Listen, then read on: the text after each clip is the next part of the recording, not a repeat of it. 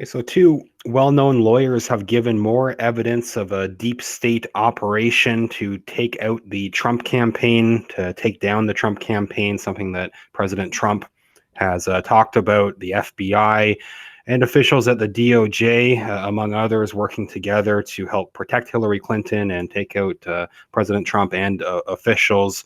Been ongoing since the election. Two well-known attorneys, Joe DeGeneva and Victoria Tensing. DeGeneva, well-known American attorney, former United States attorney for the District of Columbia and from 1983 to 88. His wife, Victoria Tensing, was also chief counsel and Senate Select Committee on Intelligence and Deputy Assistant Attorney General. They recently had an interview where they give more details about an FBI sting operation, a botched sting operation. So this was a failed attempt to set up one of Trump's advisors, George Papadopoulos. So this has been one ongoing case with the Trump campaign. And again, Trump regularly pointing to a setup. More evidence now talking about a payment or an attempted payment, a suitcase filled with cash that was given from the FBI to this Trump advisor. They're saying it contained $10,000. One detail here that some people had questioned, kind of sounds like it might be a small suitcase. I mean, depending on what kind of bills you're using, but $10,000 nonetheless is described as a suitcase full of cash that was given to George Papadopoulos. This $10,000 amount was given to try to catch him at an airport, it sounds like. So this was what they said. This was talked about on a talk radio show this week. It's two well-known attorneys talking about this blatant FBI sting operation against former Trump advisor George Papadopoulos. During this show, Tensing, an attorney who partners with her husband at the Washington, D.C. law firm, accused the FBI of trying to frame Papadopoulos, Trump's advisor, with a suitcase full of cash. So it tried to set up and frame President Trump's advisor with a suitcase of cash in the summer of 2017. According to Tensing, they describe this plot here. They're saying that Papadopoulos was vacationing with his then fiance in Greece when he was approached by someone who was supposedly impressed with his credentials and said he wanted to do business with him. This individual allegedly talked to the then 29-year-old.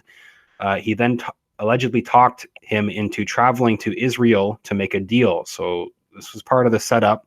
Told Papadopoulos to travel to Israel and invited him into a hotel room where they say, quote, and there on the bed in this hotel room is $10,000 in cash in a suitcase, she continued. Papadopoulos took the money and gave it to his lawyer, who has it still.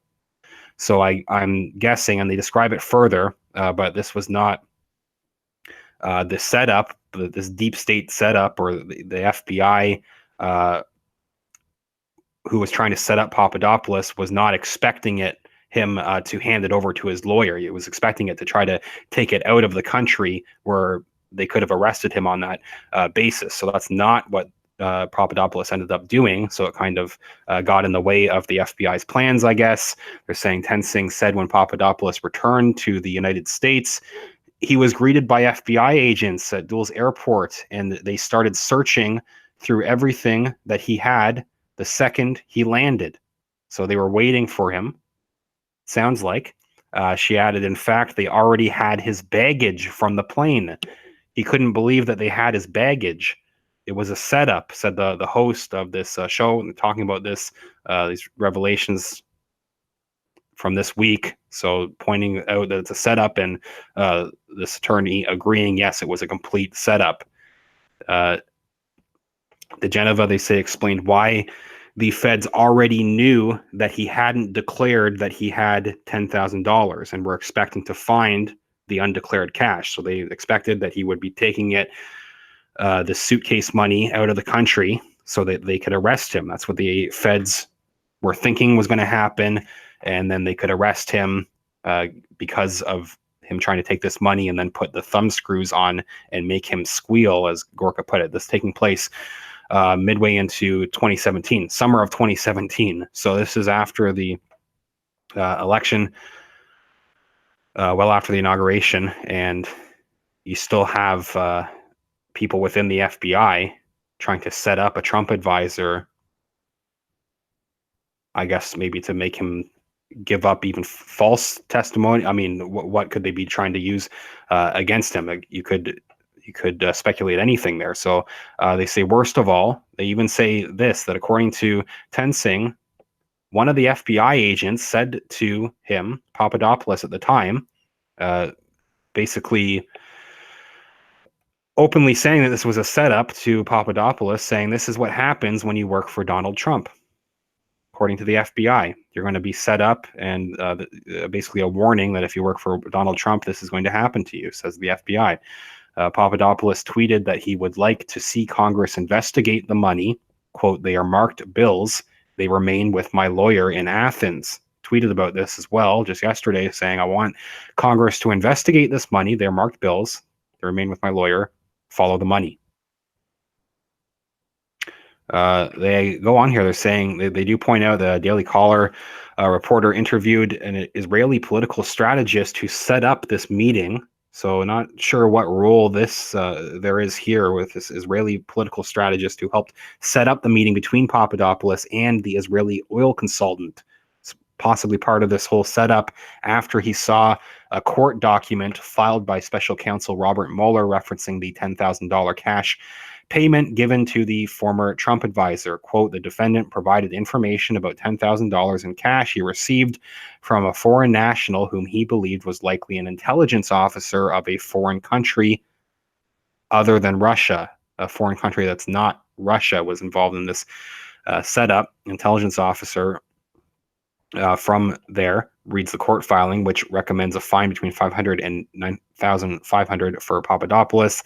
Defendant has stated that he kept that money in a safe pending his sentencing in this case, and counsel for the defendant had consented to the imposition of this fine amount. It continued.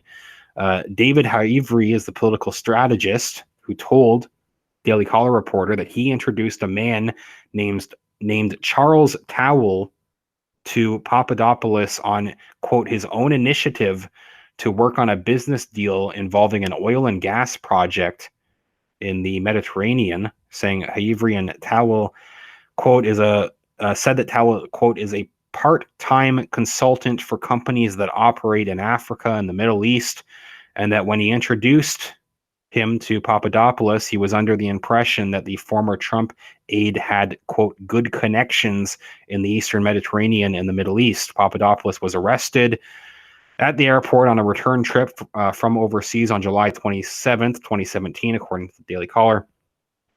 Acting FBI director, they say, from May 9th, 2017 to August 2nd, 2017 was none other than Andrew McCabe, who was fired from the Bureau in March of 2018. The disgraced former deputy FBI director, they point out, remains still under investigation by federal prosecutors for leaking this info to the media and lying to investigators. Two attorneys are convinced that Papadopoulos was the victim of a botched FBI sting operation and are disappointed that no one at the FBI blew the whistle on such nefarious activities. Quote, I hear all these people saying don't blame the street agents, and that's true generally, but here's the truth, he said. Quote, there were no whistleblowers. There were no whistleblowers in the FBI and the Department of Justice. Not a single agent, not a single career lawyer stood up and blew whistles on anybody. Noting that there were agents in New York who knew stuff, who tried to complain to headquarters, but because Main Justice was so corrupt, it went nowhere. Quote, the truth is, there was no breakout of whistleblowers in the FBI. Even worse, he says, were the career prosecutors at the DOJ who knew what was going on and said nothing. There were people in the DOJ who knew this was happening, could have acted on it and didn't. He says, quote, it's a disgrace that people who knew things didn't say anything, he lamented. There has to be accountability for all of this, and the only way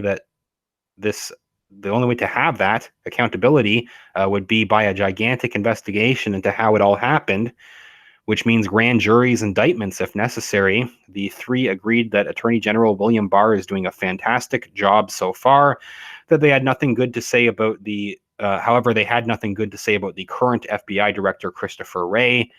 So interesting that these attorneys who are talking about this problem, this cover-up for Hillary Clinton, these ongoing attacks against President Trump and his advisors by the deep state and the FBI.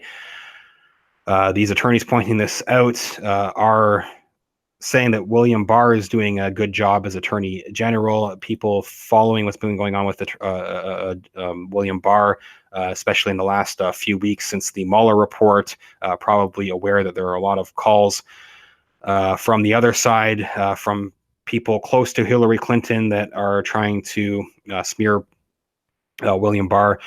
John Podesta wrote a propaganda piece in the Washington Post, CIA funded Washington Post, or CIA backed. Their owner, Jeff Bezos, has that $600 million cloud computing contract with the CIA.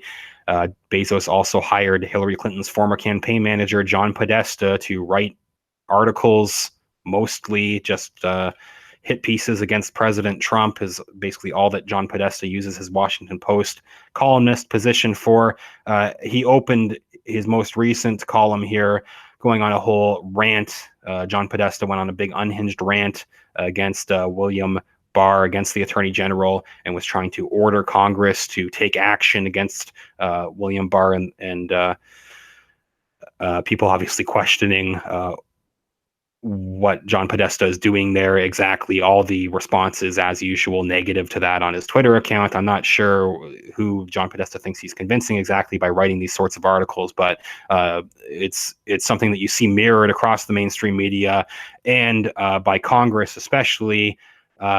DeGeneva made some other comments that's interesting about Nadler, top Democrat, trying to turn Congress, he complained, into an opposition research shop for Democrats. That's the real crisis, and pointing out again how this is centered around William Barr. Democrats saying that they're upset at William Barr's refusal to go along with what is basically a charade set up by Mueller and these others in the FBI. Nadler leading basically this call from John Podesta for Congress to take action against President Trump. You have Nadler going along with that. DeGeneva talked about that just in the last day as well. It's just interesting that he made those statements too. Just a couple different related stories happening at the same time. Interesting, those possible connections there. They close off here. They say, again, DeGeneva complaining about the DOJ, the FBI, the lack of whistleblowers, the fact that people knew what was going on. They didn't say anything. He closes off here saying that the three agreed that Attorney General William Barr is doing a fantastic job so far, unlike other people like John Podesta, mainstream media, and Nadler going along with that. But they do criticize Christopher Wray. They had nothing good to say about current FBI Director Christopher Wray. They say, quote, he's an empty suit. Not only that, he's disingenuous, pointing out that Wray has never bothered to address FBI employees about the Bureau's alleged malfeasance during the 2016 campaign. The only thing that Chris Wray has ever cared about is his next job, he declared. So again, quite different what he's saying about Christopher Wray versus William Barr. Are there going to be other things happening, I guess, with what's going on with this whole campaign against Barr, and Barr trying to, it seems like there's a conflict with him and Mueller especially coming to a head right now. So how could that play into this wider conflict between the FBI, the DOJ, all those organizations? Still seems like there's a lot of deep state holdovers from the Obama admin, other people against the Trump campaign. So that broader story, I'm just wondering how that might play into this. Let me know what you think. It's an interesting update. A couple details again about this story: $10,000 in cash in a suitcase. Just as that's how it was described. Some people thought that just that image or a suitcase, I mean, it would have to be like $1 bills or $10 bills or something to fill a suitcase with that amount of money. I mean, $10,000 is not a small amount of money, but just a few odd details about the story. Let me know what you think. I do have a link to the original article in the video description, as well as a link to my Patreon account, patreon.com/realityreader. You can support the channel over there. Even $1 or $2 makes a huge difference, helps me keep talking about these issues. I also have a PayPal link. You can support the channel directly at paypal.me/realityreader. Also, the article link, take a look. Tell me what you think. I'll follow up soon. Thank you.